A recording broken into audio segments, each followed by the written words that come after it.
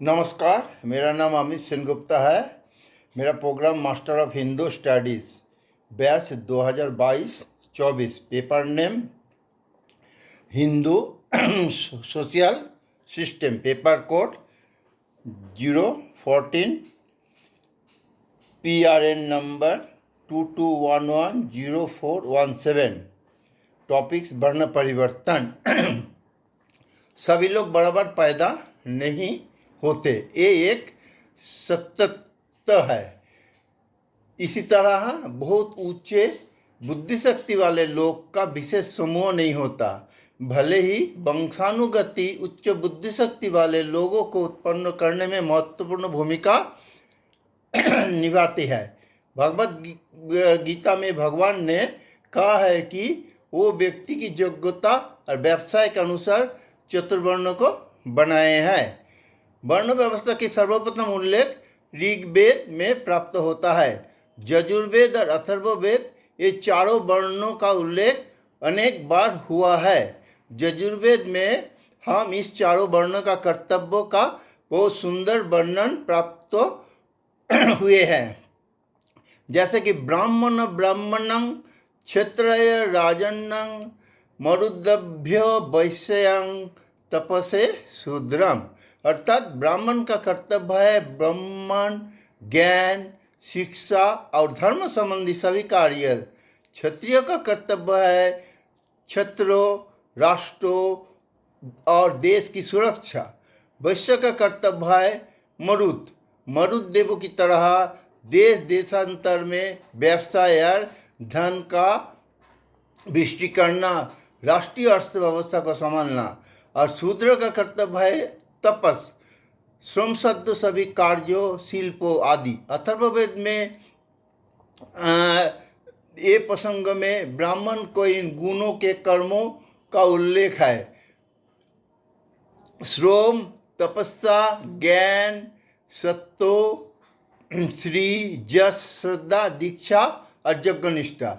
अथर्ववेद में ये निर्देश है कि आवश्यकता पड़ने पर ब्राह्मण को भी धनुष रखने, शस्त्र चलाने और शत्रुओं को नष्ट करने का अधिकार है।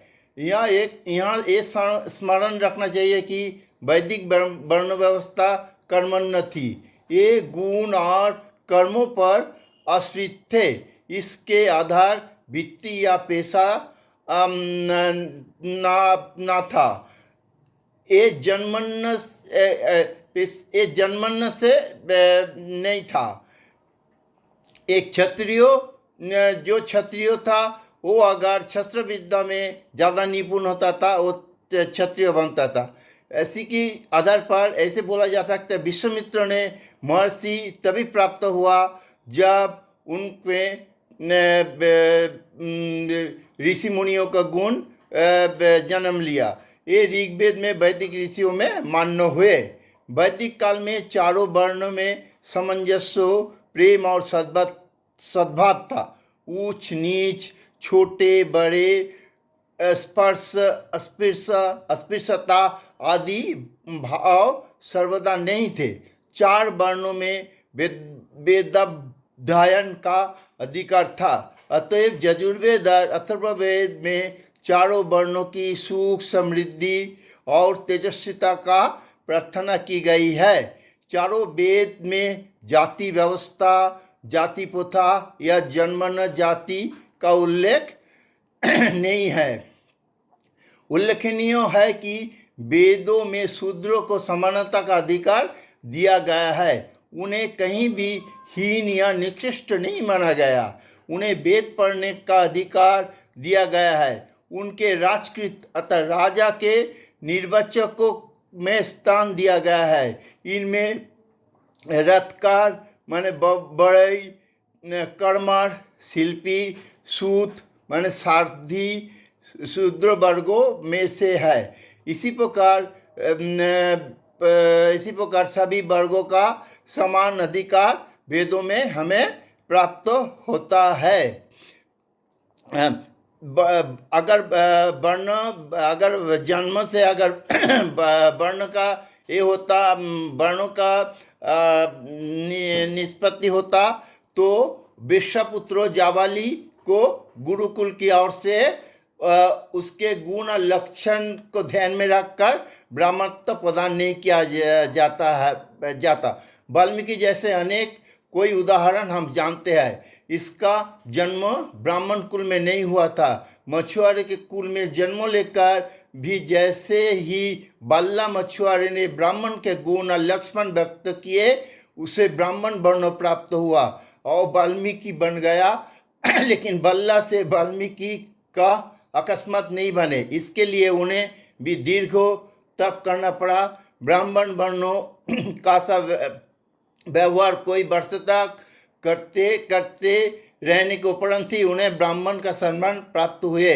उनमें ब्राह्मण वर्णों के गुण लक्षण तो जन्म से ही नहीं होंगे, लेकिन महर्षि नारद ये उपदेश को यही उभार कर प्रकट किए हैं कि जन्मों से ही आदमी का वर्ण प्राप्त नहीं होता। एक माँ का 4 संतान हो सकते हैं, लेकिन चारों में एक ब्राह्मण हो सकता, एक क्षत्रिय हो सकता, एक वैश्य हो सकता, एक शूद्र हो सकता। जन्म से अगर जिस बच्चे में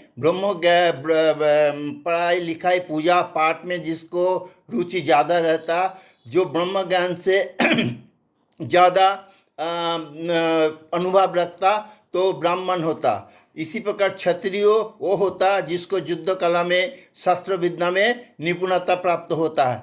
वैश्य वो होता है जिसको धन का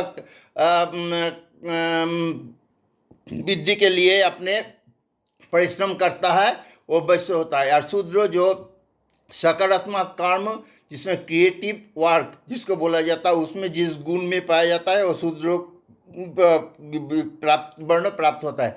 इसी प्रकार ये वर्णांतर का जो भेद है वो आज का स्वभाव में है, लेकिन हमारे वैदिक शासन और वैदिक काल में कोई वर्ण का ऐसी उच्च नीच व्यवस्था नहीं था। सब अपने कर्मों के अनुसार अपने वर्ण निर्धारित करते थे। इसी प्रकार मैं अपना वाणी को यहीं विराम देता हूँ। नमस्कार।